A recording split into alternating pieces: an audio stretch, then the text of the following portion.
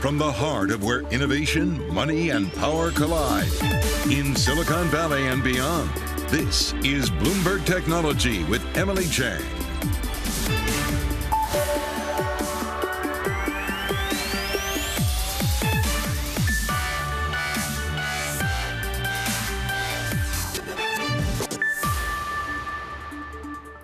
I'm Emily Chang in San Francisco, and this is Bloomberg Technology. Coming up in the next hour, a new court filing says Musk's buyout deal expected to close by October 28th, but not a done deal by any means. We're going to tell you what the holdups are now. Plus, Google shows off its new collection of gadgets, including new phones and a watch, even teasing a new tablet. How does it all stack up to Apple? We'll take you to the Made by Google event. And a car that drives itself was supposed to be the future, but the reality for self-driving cars seems to be getting further away. Will they even exist in our lifetime? Is this industry a $100 billion bust? We'll discuss. All that in a moment, but first I want to get a look at the markets, and tech still feeling some pain. Let's bring in Bloomberg's Ed Ludlow, who has some breaking headlines from the close. Ed. Yeah, AMD, the chip maker, giving us prelim results for the third quarter that come in well below expectations, $1 billion actually below projections. You see AMD softer by 3%, others in the market like Intel also softer, down by 2% in aftermarket. This is all about the slowdown in PCs, right? The lack of demand for consumer electronics, and you wonder how big a ripple this will have in the market on Friday. We're going to stay tuned for more from the chip sector. As for the day that was on Thursday, there's a lot of anxiety in the market still, right? We've had mixed data throughout the week. We've had a number of Fed speakers reiterating that the Fed will stay the course in their fight against inflation, raising the prospect that rates will continue to climb higher. Higher rates, of course, discount the present value of future profits when it comes to the technology sector. Actually, you see the NASDAQ 100 down for a second day, softer by 0.8%. Relative to the broader market, even though we're in the red, tech actually fared better on Thursday as yields continue to push higher. And Bitcoin has kind of traded sideways at around $20,000 per token for most of the week. The big breaking news headlines of the day, Emily, are all about Twitter, this tit for tat back and forth. I know you're going to dig into this, but you know what's really interesting, since that jump in the stock we got Tuesday when Elon Musk sent the letter to Twitter going back to the original $54.20 a share offer, the stock has trickled down. We're down for 2 straight days, below $50 a share. And if you're one of those people that watches the spread between the current price and the offer price, and you see it trickling down, is that a sign that Wall Street's starting to have a few questions about the direction of where this deal goes? All right, Ed, thanks. We'll be back with you a bit later in the show. Let's get into this Musk, Twitter, and the latest back and forth. The deal could potentially close at the end of the month, but Twitter saying not necessarily so fast. Bloomberg's own Kurt Wagner has been going back and forth now for months. Kurt, what's the holdup now? Why can't they just say, let's do it? Yeah, well, there's a huge distrust factor, Emily. You have to keep that in mind as we're talking about this, right? Because a few days ago, Elon said, hey, let's do the original deal at the original price. And Twitter didn't jump on that immediately, which kind of tells you something, right? Because it seemed like the two were kind of meeting where they had originally thought they were going to in April. And today we learned that, there's been a hang up around some of the language in, what Elon ultimately said was that there would be a debt contingency, right? That wasn't in the original agreement. And now he's saying, hey, I have the debt, it's there. And Twitter is basically saying, prove it, show us, because we're not going to sign anything until we have, a legal document here.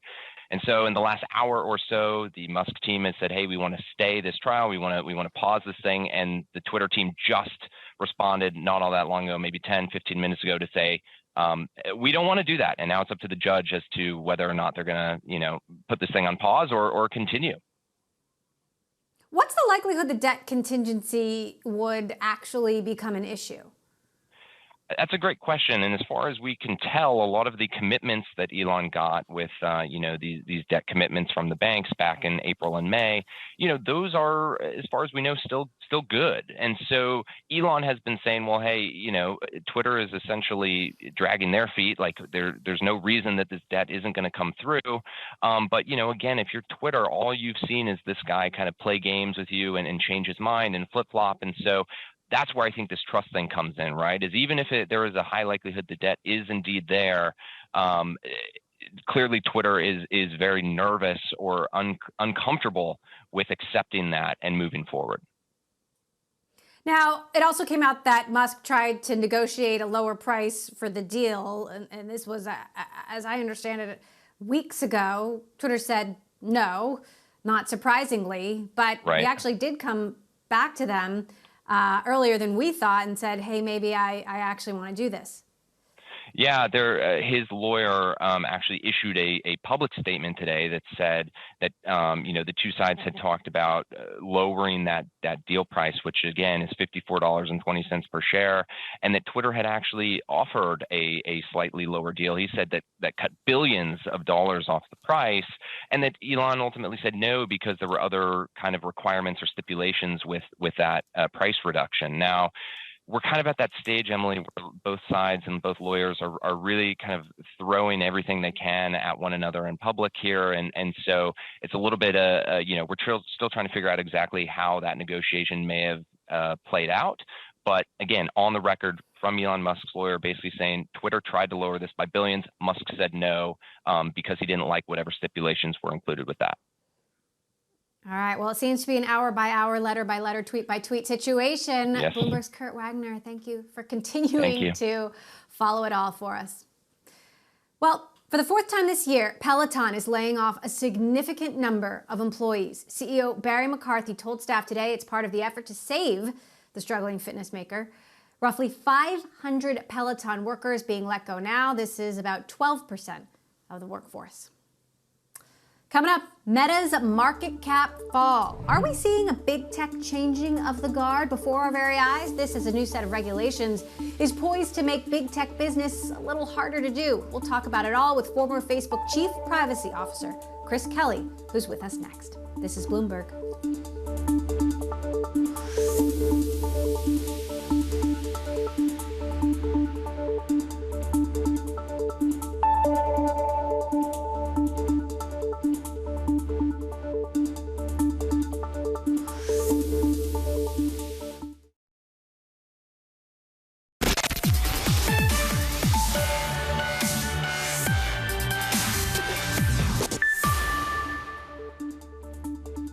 In the span of a year, Meta's market cap has plunged from over $1 trillion to just a few hundred million. Shares of the social media giant collapsing some 60% over the last year, meaning the Facebook parent now accounts for less than 1% of the S&P 500, the lowest since 2015. What does it signal about the company's future? Let's ask our next guest, Chris Kelly. He is Facebook's former Chief Privacy Officer, its first General Counsel, and head of global public policy. Chris, thank you so much for joining us. So, of course, market cap isn't everything, but it's astounding to look at those numbers. Do you think we're seeing a changing of the guard happen before our very eyes, whereby Meta's influence and power will be significantly diminished relatively I think over the longer term? There's obviously a lot of market concern about the direction that the company's going, that the move to the metaverse as a focus, the name change, all of these different things that have gone into, what the street's assessment of the business prospects of the company are in the long term. And so that has obviously weighed on the stock quite extensively. In the long run, the company is well positioned, I think, in general, but needs to figure out what it's going to emphasize in terms of how they're going to continue to make great profits and how to lead this transition into the metaverse, which is one of the things that they've articulated as the main goal of the company by changing the name. In the meantime, they have a whole bunch of these different businesses that operate extraordinarily well, and they're going to need to make the case more to the street about how those have growth prospects, and ultimately that should result in a recovery in the market cap over time. But this is the way that the markets measure companies these days. It's always a challenge. Meantime, you've got the Supreme Court taking a look at Section 230. How big a blow could that be for Meta if the power of that law is eroded or erased? Yeah, Section 230 has had a great deal of power, I think, in protecting the reasonable business decisions of all companies in the space, not just Facebook, Meta, and the threats to that are very real right now. The upholding of the Texas law by the Fifth Circuit the upholding of the Florida law in the 11th Circuit so far. There's just a whole bunch of kind of wacky stuff from traditional First Amendment jurisprudence going on right now in the courts because of the way that they've been packed. And from there, the companies have to be very focused on this. I think that there's been a lot of good commentary that says that the companies might end up engaging in kind of more takedowns of improper behavior, even more takedowns of improper behavior, if there were to be some sort of repeal of Section 230 or limitation of it by the interpretation of these statutes, which pretty clearly both conflict with Section 230 and the First Amendment in a lot of these cases too. So I think that it's an ongoing worry for the companies, and that they're watching it very closely. But Facebook and Facebook Meta, Google in their YouTube division, all sorts of the different companies that are offering media and also content, user-generated content, have been adapting their policies to get to some sort of stasis, which is, I think, okay right now. But they might have to change it pretty radically if their protections are repealed. Meantime, you've got federal regulation, that could potentially come with this Klobuchar-Grassley law. But there's this market cap provision, as I understand it, and Facebook wouldn't even qualify it because, in terms of its market size, it's too small. You've got Lena Khan and the FTC scrutinizing Facebook from another direction. And, some of the, let's say Facebook defenders would say Facebook is getting an undue amount of scrutiny for the size, at least if you look at the market size of the company today. What do you think about that? The idea that Facebook is a monopolist exercising, unjust, unallowable monopoly power to either maintain a monopoly or to gain a monopoly has always been a pretty far-fetched vision. A whole bunch of people who just didn't like some decisions that the company was making. The antitrust law is supposed to protect competition, not competitors. And Facebook has had some competitors who are complaining over time, and some smaller companies who would like to get into the field. But the idea that they're exercising this sort of bottleneck control that's the historic worry of antitrust law has just always been incredibly difficult, which is why Judge Boasberg dismissed the suit in the first instance, that the FTC's pleadings were sort of conclusory on that front. He came back and he let the lawsuit pursue with regard to the federal government. The state's lawsuit was dismissed in its entirety. They're on appeal right now, but I don't think that appeal will be successful ultimately.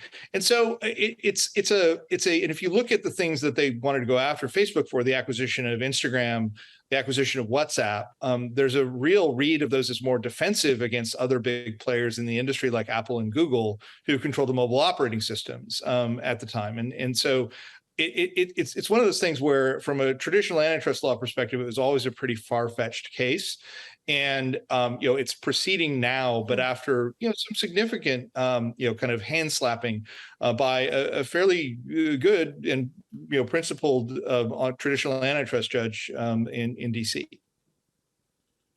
That said, Facebook still has a massive cultural and societal impact. We were just speaking with Frances Haugen, the now famous Facebook whistleblower, and she expressed her concern that especially with Sheryl Sandberg leaving, that Mark Zuckerberg still only really has Mark Zuckerberg to hold him accountable. Take a listen to what she had to say. Mark has surrounded himself with people who tell him the same kinds of stories over and over again. Facebook is just a mirror. It doesn't have responsibility. All these things that we're complaining about have always been present. We're just showing them to people. We don't play any role in this. We have no power. What do you think?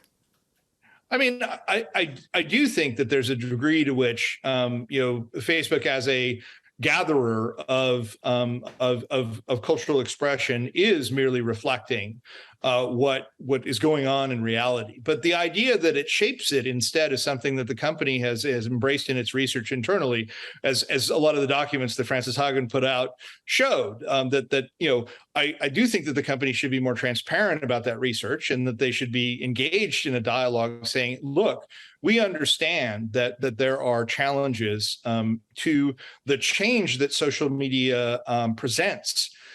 to the way that people traditionally experience media, and we're trying to lead them. And now, moving into the metaverse, we want to make sure that safety and and sort of mental health as people experience these platforms is part of the mission, and doing that in a good way is part of the mission.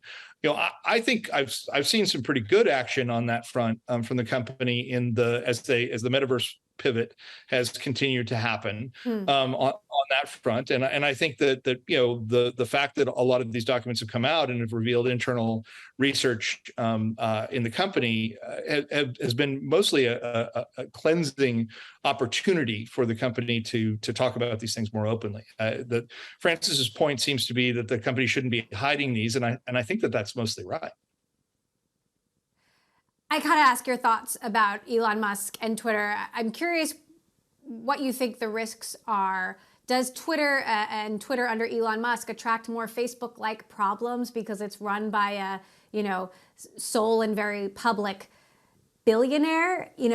What are you watching if indeed, despite all of his success, he ends up, taking over the social media company, which he has never done before? Right. And, his commentary about how simple this could be, and you just, reinstate some of these figures, you just allow, we want to go to the limits of free speech in law in America, where we're going to try to step back, seem a lot more like what people like Frances Haugen are accusing Mark Zuckerberg of than what has actually happened at Facebook and Meta. And, there's a real danger. And Elon's commentary on this has been simplistic and ill-informed in most cases, almost as ill-informed as some of the stuff that he put out recently about, it was effectively Russian propaganda about Ukraine. That a lot of these commentary, there are areas where he just doesn't have a lot of expertise. And look, I drive a Tesla. I was an investor in SpaceX. I'm mostly a believer in Elon Musk and his ability in certain areas. But the way that he is, roundly dismissed, years of research and thoughtfulness in Twitter's content policies and in terms of ways to approach these difficult matters, doesn't bode well for an Elon Musk run Twitter. And so, I mean, if it ends up descending into 4chan, it's not something that's ever going to be as valuable as he needs it to be. So he's going to have to smarten up on this if he ends up with the deal. All right. Well, that's quite a, comparison there. Certainly much remains to be seen. Chris Kelly, Facebook's former chief privacy officer. Good to have you back here on the show, Chris, and hearing you weigh in. Thank you. All right, coming up, the myth of the driverless car. We're going to talk about why a future where you can relax behind the wheel is still pretty far out. That's our big take. Next, this is Bloomberg.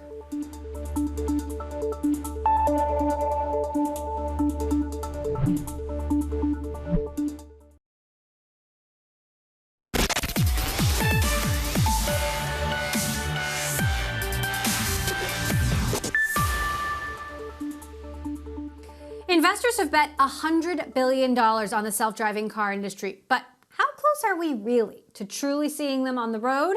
Well, driverless car engineer and Pronto CEO Anthony Lewandowski says this future is years, if not decades away. Bloomberg's Max Chafkin spoke to him and joins us now for more details on what that means exactly. And if that name sounds familiar, Max, of course, Anthony Lewandowski, I feel like we have to say, at the start, was indicted for charges of theft and stealing trade secrets from Google. He served a few months in prison. What's he up to now? So, yeah, Lewandowski is a very well-known figure in this field and, as you said, extremely controversial. So he is kind of the guy who kicked the whole thing off. He created the prototype that became Google's driverless car. Then, as you said, when he went to Uber, he was in the middle of this very messy $2 billion lawsuit that ended with money being paid and also this indictment. And then he was pardoned by former President Trump. He's back and he has kind of turned critic, which is very interesting because he was probably, one of the most outspoken boosters in the industry, particularly one of the people, pushing towards commercialization of these robotaxis. And what he's saying now, basically, is that when you look at the progress that the industry has made, when you look at what Waymo and Cruise and some of these smaller companies that have raised huge amounts of money have done, it isn't a whole lot. It's a handful of cars in a handful of cities. They're still extremely restricted, and you're still getting, all of these sort of videos on YouTube and elsewhere on social media of driverless cars behaving badly or weird or whatever. And so there are a lot of reasons to have skepticism about the industry, and yet another one is, this pioneer, this booster turning critic. So the headline of your story is self-driving cars are starting to look like a $100 billion bust. You talk about Waymo cars getting confused by things as simple as traffic cones. What's the real outlook? When are they going to be hitting the roads? Or are they ever? Well, what we've heard from the kind of industry, Waymo, Cruise, and so on, is basically it's been 2 years out for like the last 10 years. I mean, even going all the way back to like 2010, 2011, 2012, when Google at the time was unveiling these cars, they were saying, oh, it can handle any road. And then we saw Chris Urmson, who was running the program for a while, say that his child who was 11 was going to have, was never going to have a driver's license. And we're kind of still in that place where it's this kind of near-term thing, but it's all very vague. And what Lewandowski is saying, and what you hear if you talk to people who are outside of the sort of core of this industry, is that we're talking decades. We're not talking years. Now, this isn't to say that there aren't advances, there aren't important technology happening, that some of this stuff won't, in fact, change the world. It's just that the full-blown, level 4, level 5 autonomy, this is the idea that you get in a car without a steering wheel, that is looking increasingly shaky. And I think one of the reasons you see that really the only two companies who are putting huge amounts of money into this, Waymo and Cruise, both have, big corporate backing. Waymo in the case of Google Alphabet, and Cruise, of course, is GM. So quickly, Max, our kids are still going to get driver's licenses, right? Yeah, I think unfortunately that's the case. Now, again, there are huge improvements, and I think on the kind of advanced driver assistance technology, our kids will maybe drive in much safer cars. We're seeing that, Tesla's autopilot, even though they market that as self-driving, but it's really a really great driver assistance technology, as well as GM Super Cruise and others. So cars are definitely getting safer. There are technological advances, but this kind of crazy steering wheel-free future looks increasingly shaky. All right. Take note, parents everywhere. Max Chafkin, excellent story by you. You can check it out in Bloomberg Business Week. Thanks, Max. Okay, coming up, Google takes on Amazon's Alexa and the iPad with its upcoming tablet. More on that next. This is Bloomberg.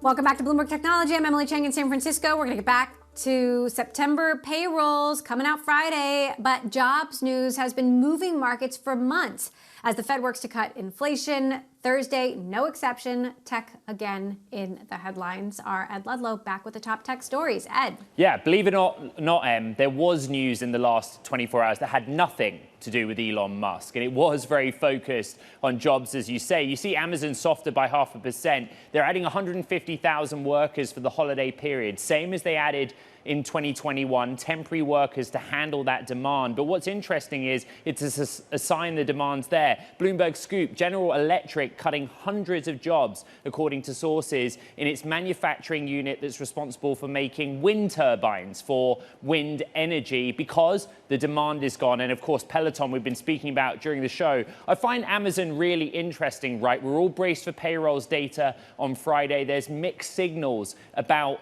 what the jobs market is like right now in the United States, but it's a big vote of confidence in consumer demand that Amazon is bringing in the same reinforcement for this holiday shopping period that it did in 2021, even at a time where sellers and merchants on the Amazon.com platform are worried. They're bracing for a slowdown in consumer spending due to inflation and perhaps some pull forward of that spending to earlier in the year. You see the details of what Amazon's doing behind me, but remember, between March and June of this year, largely through attrition, They reduced headcount by around 100,000 to undo the investment of the pandemic era. Then there's Peloton, another 500 jobs to be cut from Peloton. I make that around 4,600 so far this year. Is this the final step in Barry McCarthy's plan to turn around Peloton's fortunes? Of course, we've all gone back to the gym, some of us back to the office, using our Pelotons less, but they've had to reduce headcount in a period where growth has gone, and they're pivoting to a more asset-light model. So really interesting to see what tech's doing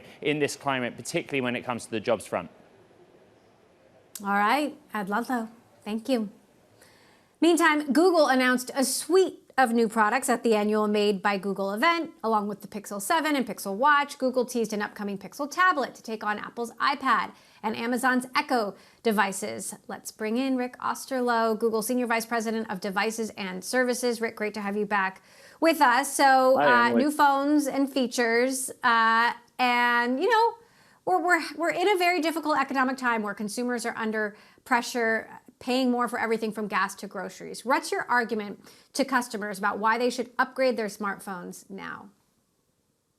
Well, first of all, thanks for having me, Emily. And secondly, we're really excited about our announcements today for a variety of reasons. But we believe that personal computing technology like phones, watches, and earphones and tablets are just absolutely essential computing capabilities. So while I know that right now a lot of people might be concerned with all the economic uncertainty, I think it's really critical that these products are in market and in the hands of users. We're also offering some new phone capabilities with our Pixel 7 and 7 Pro that I think people find just a terrific value. We have our Pixel 7 product we introduced today at $599 and a Pixel 7 Pro with some awesome capabilities for $899, which is significantly less than other options in the market. So we wanted to make sure that people had some great options to choose from in today's economic uncertainty.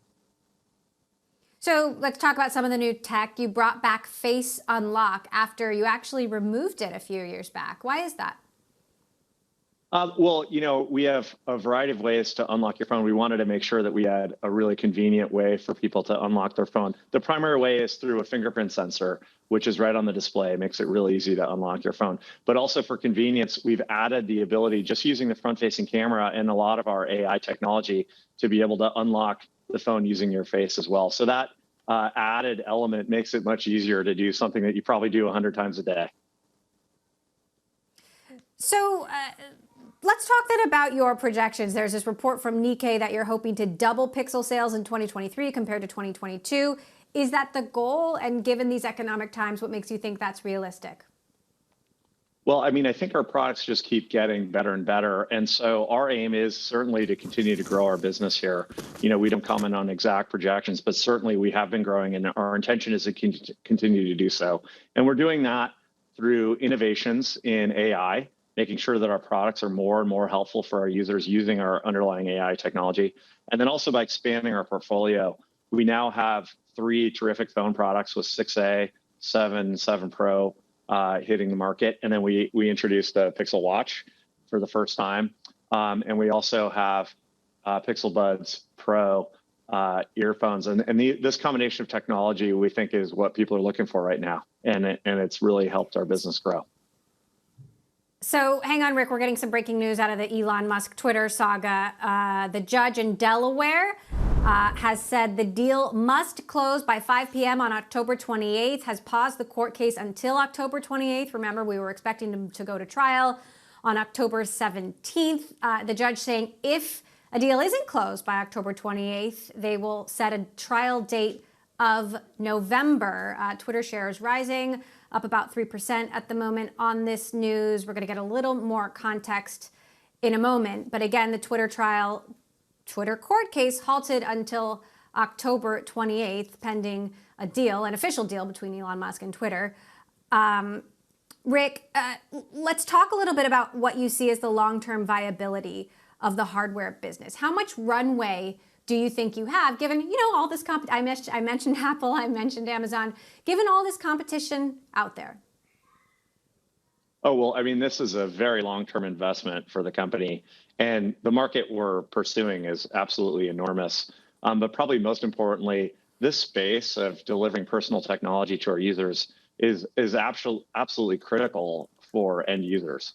And we see it as a great way for people to experience the very best technology that Google has to offer. We literally take our latest AI research and machine learning models and bring that right to our users with Pixel. And so we see this as absolutely essential. All right. Google Senior Vice President of Devices and Services, Rick Osterloh, with all the news from the Made by Google event. Thank you, Rick, for joining us. I want to get back to that Twitter news. The judge halting the court case until October 28th, saying the deal must close by 5 p.m. So, Ed, if you're going to Delaware, it's not going to be until October 28th, potentially at least. Talk to us about the latest headlines. What are we hearing? Yeah, so the deal has until 5 p.m. October 28th to close, as you say. If the deal does not close by that period, Kathleen St. Jude McCormick, the Chancery judge in Delaware overseeing this M&A case, this dispute, says that she will go to trial in November. So, the door is still open to kind of any outcome here. You see Twitter shares rising in after hours. We're up about 1.2% right now. We were as high as 3%. And remember, with that share pushing higher, it's kind of an indication from Wall Street that they see the chances of this deal now happening. Twitter indicated in their court filing earlier on Thursday that they wanted this to happen much sooner. They said that Musk could close as soon as next week by the 10th. The 28th date was the one that was originally put out by the Musk team in their court filing, where they'd requested that the stay of proceedings happen, that this trial be paused. Remember, Twitter opposed that in a court filing later in the day, Thursday. Twitter said, we do not want to pause these proceedings. But Kathleen St. Jude McCormick, the Chancery judge, appears to have sided with Team Musk at this time. The judge saying she'll set a date for November for a trial if the deal doesn't close by October 28th. There's still this contingency of the debt financing. Are we to understand by this that that's not going to be an issue, or do we believe that's basically the main issue that remains? Yeah, so in the first court filing Thursday, Musk's team said that Twitter, wouldn't say yes to the deal, that they were hung up on this idea of the debt not being there, which Musk's team kind of indicated was not a problem. In the filing that Twitter's team gave us later, they said that Musk could not even discuss closing the deal with the banks. The concern is that Musk has this $12.5 billion of debt, split between a $6.5 billion loan, $3 billion of unsecured, $3 billion of secured bonds. There's also a revolving credit line in there as well. Times have changed since that deal and that package was agreed in April. And so I guess the concern in the background is the viability of that debt. Here at Bloomberg, our expert analysts, our beat reporters have dug into this issue, and it's kind of unthinkable that the banks would walk away from giving Musk's team the money or the proceeds from that debt. It would be a big hit to their credibility, for one. But the banks do then need to go to Wall Street and sell the debt to institutional investors. So clearly, Twitter, if they don't have concerns about the debt, I think they still have concerns about what Musk's true intentions are. That much we can gather from the court filings Thursday. So, Ed, what's your hunch? Are you going to Delaware? You're asking me if we're going to Delaware. That's the question. I mean, look, we're not going to Delaware on October 17th. Certainly, Twitter employees I've spoken to this week, many of them outlined early, they thought this was a play for time by Musk to go back to the original offer. We don't know. We don't know what the psychology around this is from Elon Musk. But Kathleen St. Jude McCormick has made a very fast decision. I don't think anyone expected her to take both court filings, one asked to stay, one didn't, and then decide this quick. That's where we stand. We do not know, except that it's still not a done deal. Okay, Ed, thank you for the play-by-play, as always. Coming up, what we do know about the executive who withdrew millions before Celsius's bankruptcy. Another scandal unfolding. That's next. This is Bloomberg.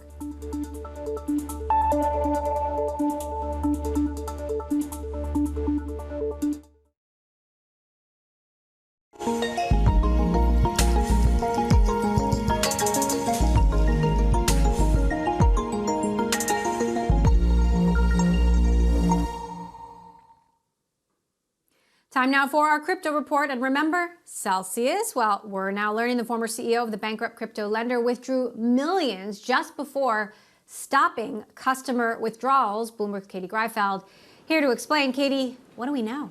Well, just to recap the timeline a little bit, like you said, we had the former CEO withdraw about $10 million in May. He wasn't alone. You also had co-founder Dan Leon and Chief Technology Officer Nuke Goldstein also withdraw millions. That was in May. And if we remember, in June, Celsius halted customer withdrawals and then ultimately filed for bankruptcy in July. So the timing here, obviously a bit of a question mark as we work through this bankruptcy, and we'll see how this shakes out. And just to remind the audience, Celsius was one of the highest flying lenders, obviously promising returns, trying to take on actual traditional banks by saying you can invest your coins, receive interest on them. Obviously, that came crashing down in a pretty spectacular way.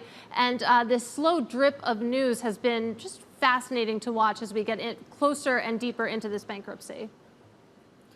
So it's hard to believe anything could be more exciting or volatile in terms of news than crypto markets, but Elon Musk and Twitter have given us just that. That said, there is still action in crypto markets. I know you've been watching Bitcoin and how it's been related to the market rally or not. What trends are you pulling out?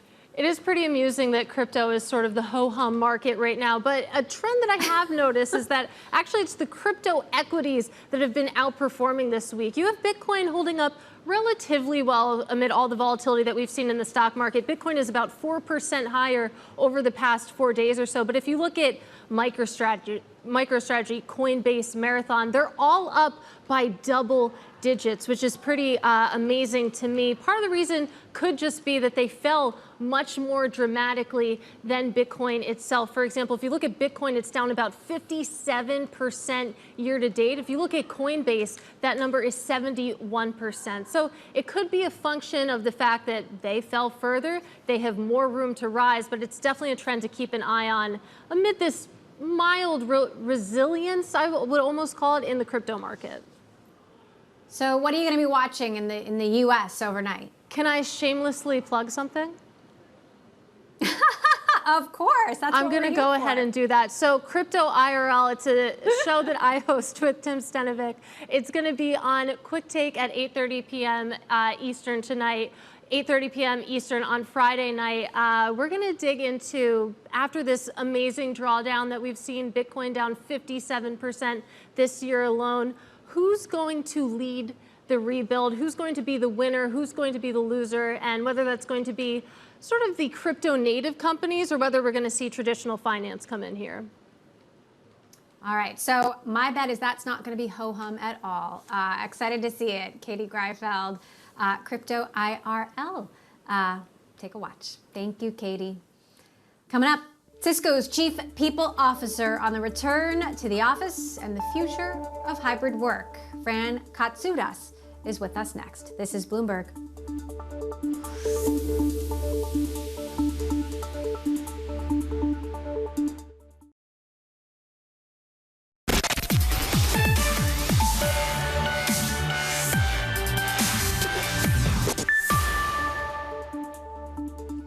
There's another sign that labor demand in the U.S. may be starting to moderate. Unemployment applications rose more than expected last week by 29,000. This after the Labor Department said that the number of available jobs in August decreased by 1 million. This as the return to the office is waning or ebbing, let's say, nationwide. Last week was the second straight week where office occupancy barely budged after shooting up right after Labor Day. For more on the labor market and the future of work, I want to bring in Fran Katsoudas, Cisco Executive Vice President and Chief People Policy and Purpose Officer. Fran, it's great to have you back with us. So it's been called the Great Resignation. Now we're hearing the Great Realignment. We're hearing about quiet quitting.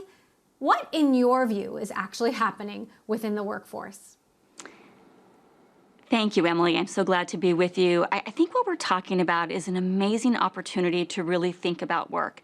I think sometimes when we talk about this phase, we're so focused on whether people are working from home or from the office that we don't look at this opportunity from a future of work perspective.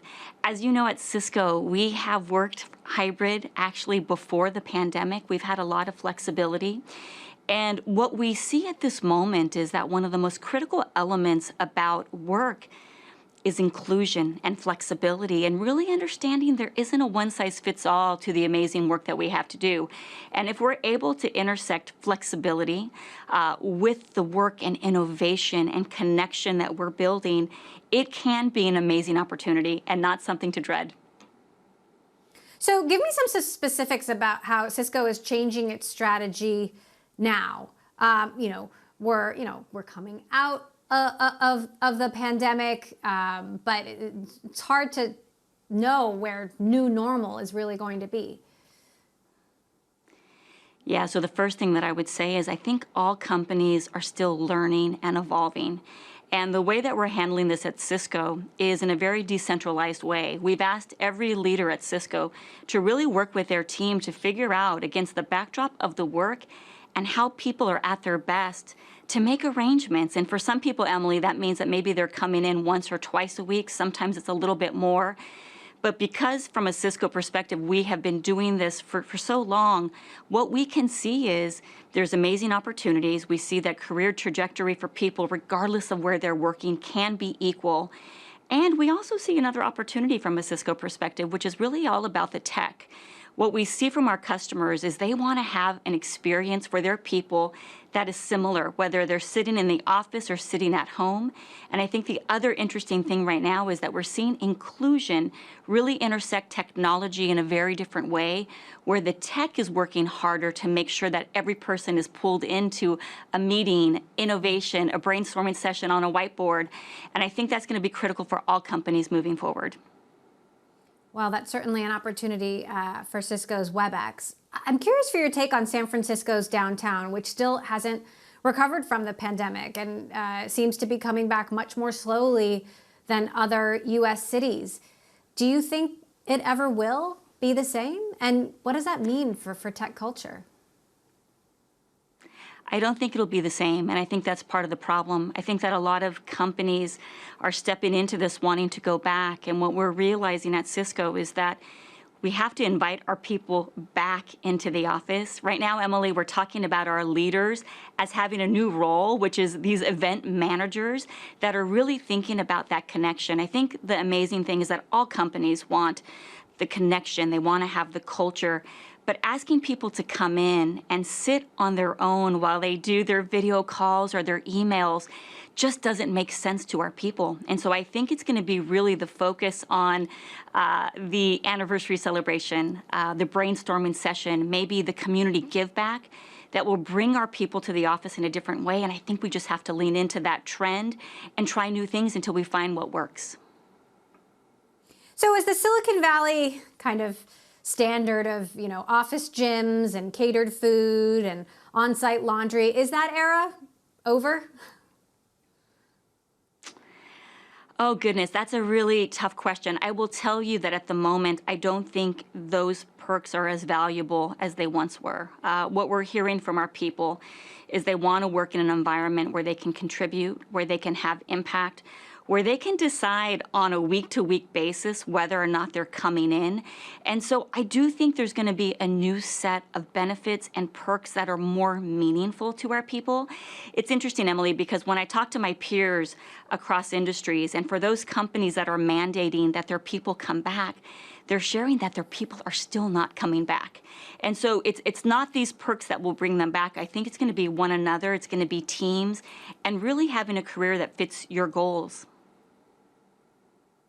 So in a recession, typically it's the employers who have the upper hand.